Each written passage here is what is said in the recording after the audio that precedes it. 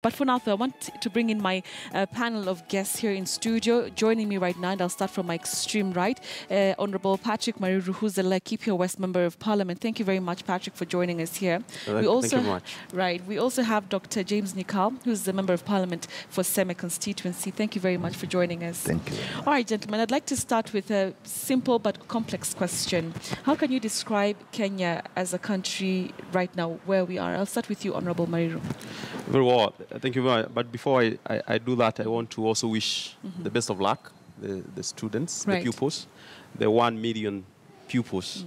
That's the other light and nice moment for Kenya today, in light of and in the context of lots of politics. Yes. That we have our kids who are sitting exams peace-free and without incidents, even in the context of sometimes insecurity. That's very good news. We had small incidences, I hear, of northern Kenya because of the rains, but that was sorted. So we wish the best of luck to the 1 million. Now, having said that, Kenya is in an interesting moment. It's an interesting moment because we have had a situation, we have had elections that are contested, and we're sort of fighting our way out of it. I have a deep sense that we are going to find a positive way out. But we are in a situation where how we manage the current situation really defines our future. We will probably be discussing today how we got ourselves here. Yeah. We have had gotten ourselves before in the same situation. Very unfortunate that we are where we are today. Right now. After 8th of August, we hoped that this Kenya will get to the next level. There is a setback, but I'm sure very shortly we'll be finding our way out. Hopefully, because we've been doing this for quite some time. Honourable Nikal, what can you say about the political temperatures? They don't seem to go down. Every day we're seeing new developments that probably will keep us in this situation for maybe 1 more or 2 more months. Let me also start by appreciating the work that has been done by the National Examination Council to get our children to do the exams for which they've been preparing for a long time. Yes. I think at least that's a positive thing in the environment. As regards, how do we see, Kenya is now a divided nation. Unfortunately, after the general election and the repeat presidential election, one would have hoped that we would then be in a more cohesive state, but that is not so. And as you say, the political temperatures seem to be rising instead of going down. And in my view, the problem is that we have not addressed the basic issue. The basic issue is how the election in August was conducted by IEBC. Problems were raised then. These problems were not solved prior to the repeat presidential election. And so the situation only gets worse.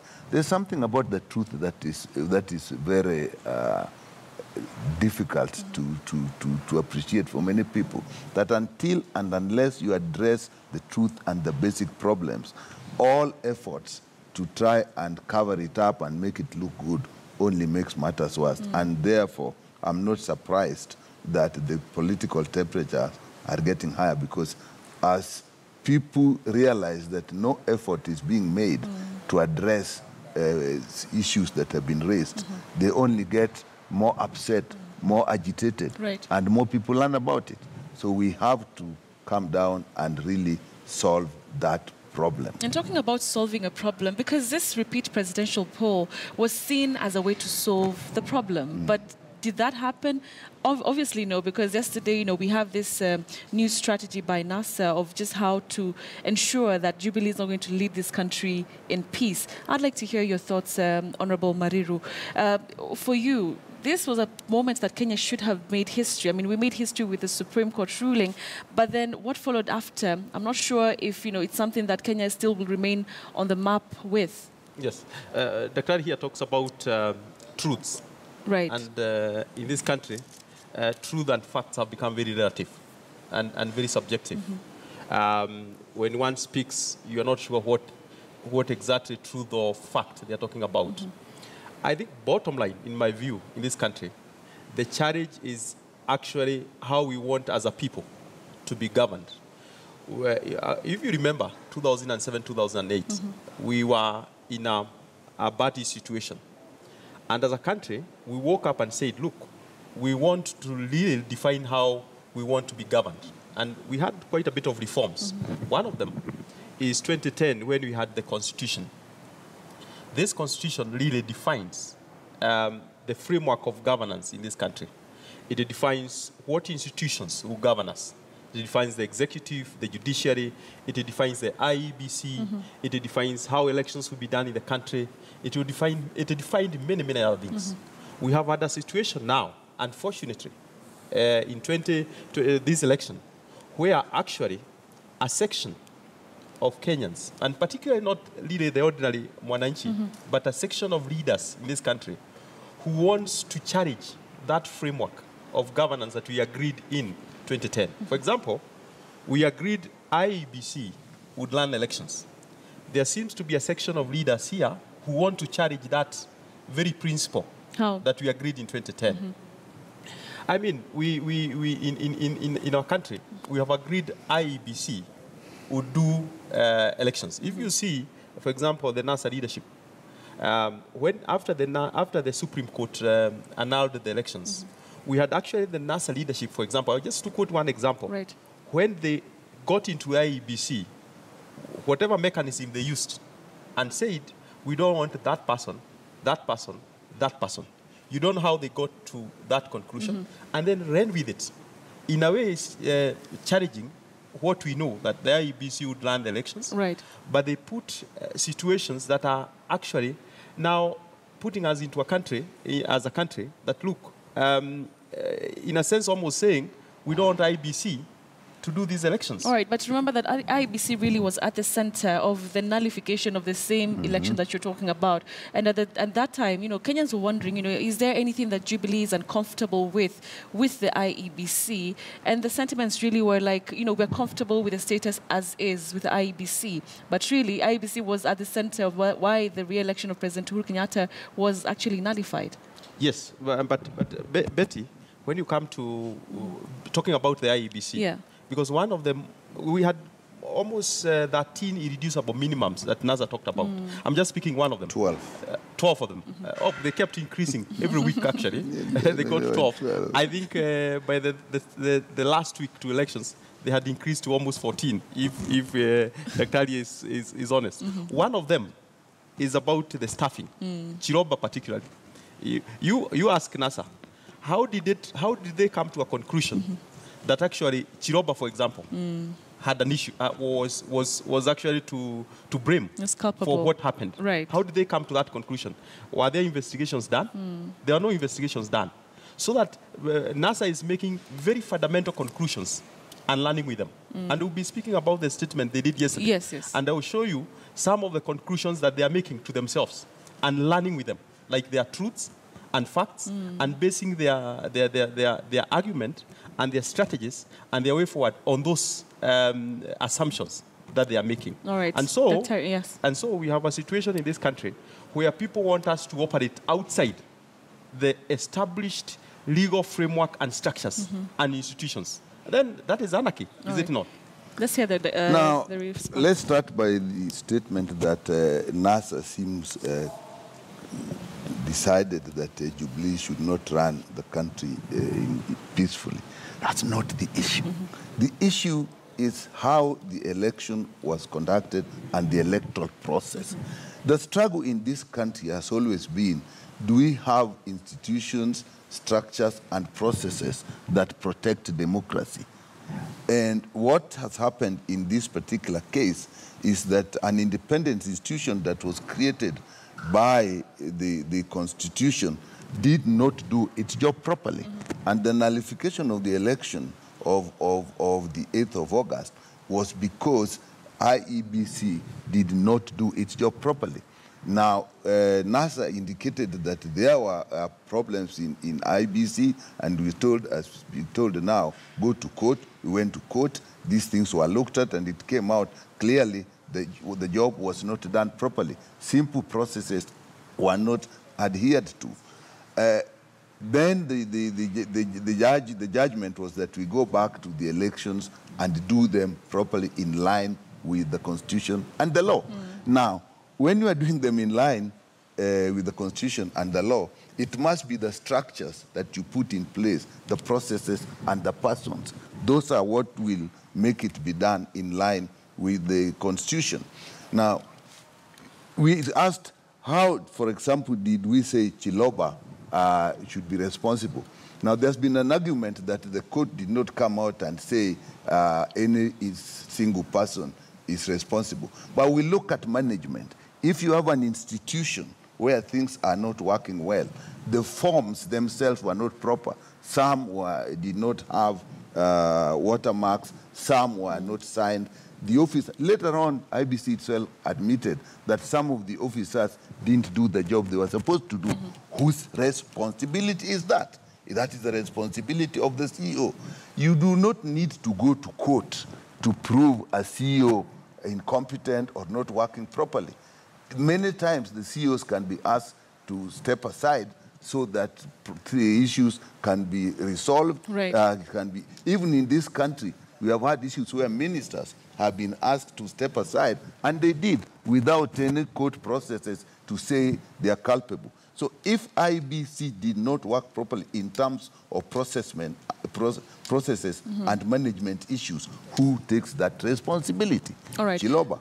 Now, then when we came to the repeat election, yes, we actually said all those reducible minimums. We said, okay, let the following actually be done. Now, NASA also offered that we should have a dialogue and to see how those irreducible minimums can actually be discussed. This never came to be. Instead, the Jubilee side demonized the request for dialogue and equated it with Nusumkati. Nobody wanted Nusumkati. All right.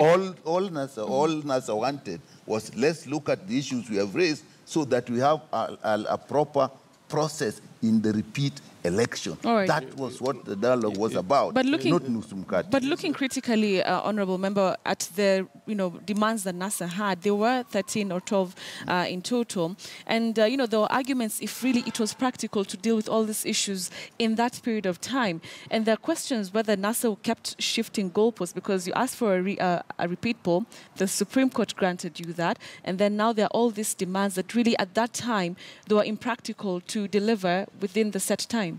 Now, you ask for a repeat poll, the court delivers, and the court states how it should be done. And then you say, okay, in our view, these are the issues we should address. That is the time then now you should sit down and say, okay, you are asking for 12, 13, whatever the number is. Then we can say, this we can do. Sit down and discuss those. That never happened. So dialogue is what missed in that process? It missed. And the dialogue, I want to repeat, was about the process. Now, our party leader went and actually sat down with IBC, but that was just one-sided. When it came to the Jubilee side, you saw on TV how casually Chebukati was actually received by the president. I mean, it didn't even look irrespectable. And again, this is an independent institution, and the president at that time was seeing Chebukati as a candidate. In fact, it would have been proper that the president goes to IBC, just like our principal leader went, because at that time, both are subject to this institution. All right. None is above that institution. All right. Honourable Mairu. You see, Betty, as I said, NASA makes assumptions and runs with it. I agree with Daktari that the Supreme Court was clear. Repeat elections, but they must be done within the law. But NASA runs with that and actually defines what is it that the Supreme Court, by saying that the elections must be done within the law, what is it that the Supreme Court said? They go and make assumptions and make conclusions that actually what the Supreme Court, by saying that the elections must be done, repeat elections must be done within 60 days and within the law, is that Chiloba must go. Last time, the NASA leadership, the ODM leadership then, did not target the CEO, Oswago. They targeted Isaac Hassan. But because of convenience, this time loud, they don't target the commissioners, they target Chiroba.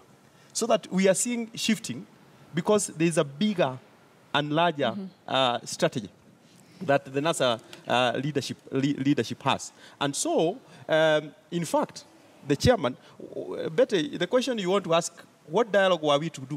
What dialogue was Jubilee and the NASA to do? There were issues that were specific to IEBC. And IEBC, I must commend the IEBC at this time. I think the chairman and the entire IEBC has worked overdrive to get us where we are. In fact, I was surprised yesterday when the NASA leader actually said they had a meeting with Chebukati. And actually, I think the NASA leadership recommended to Chebukati to resign.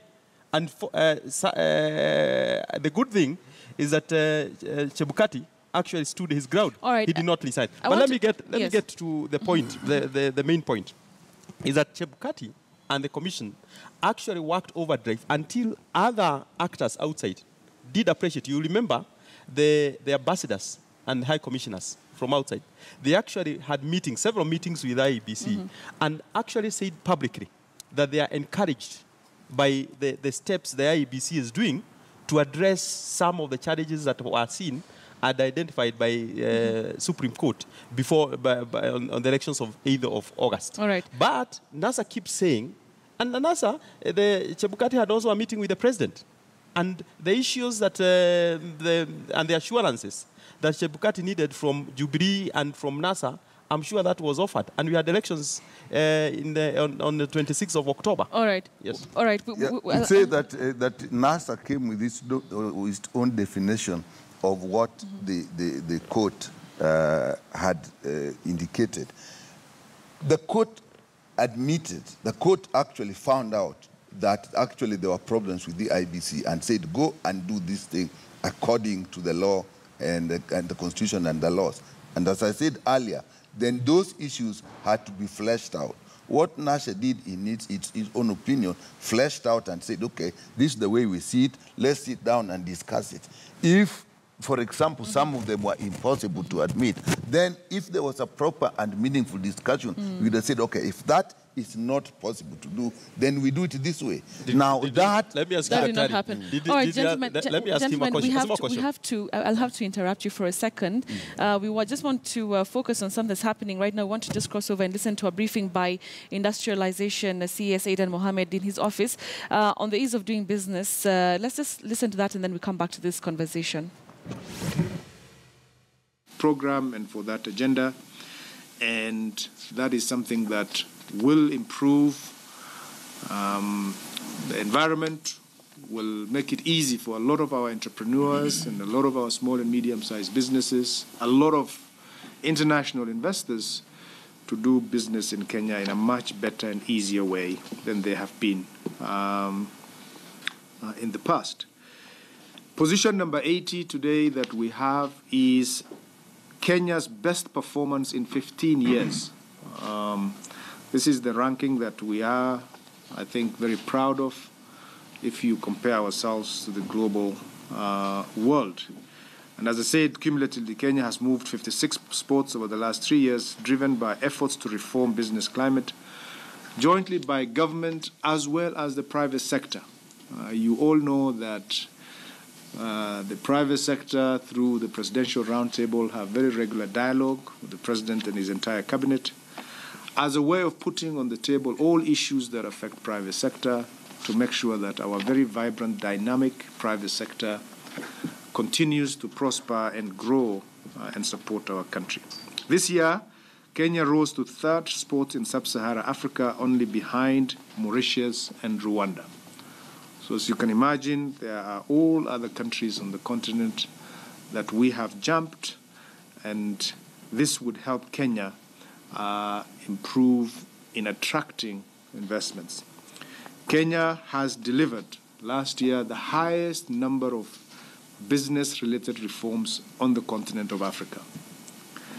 Improvements in global rankings are intended to increase the level of efficiency for businesses and increase the level of both local and foreign direct investments, which has positive impact on job creation. The FDI levels have risen in Kenya from about 390 million in 2013, just under $400 million, to nearly $2 billion in 2016, making Kenya one of the most preferred investment destinations on the continent of Africa. Last year, Kenya was ranked as the second most attractive investment destination on the continent. The reforms that we undertake every year, the comparisons that the World Bank do every year, measures three broad areas. One is reduction in the level of regulatory compliance burden by looking at the number of procedures people have to go through to get government service.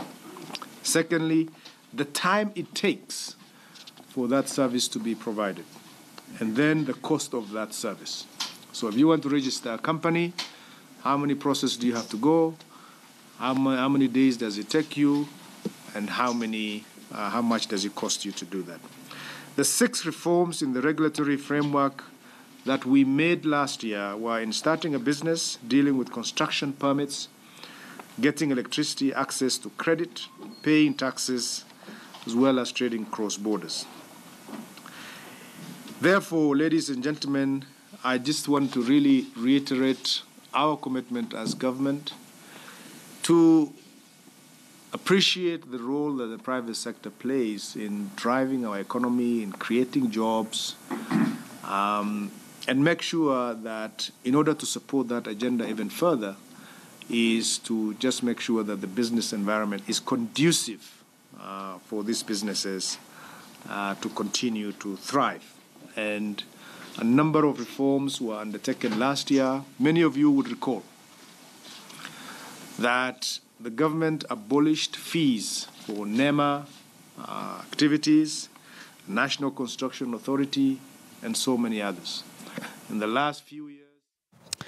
All right, so that's the CS for Industrialization, Aidan Mohammed, giving a briefing to do with a report of doing business here in the country. We'll get the latest details from our reporter who's there covering that for us. So we'll continue with this conversation in a few moments, but we want to take a short break, a few minutes, and then we come back and proceed with it.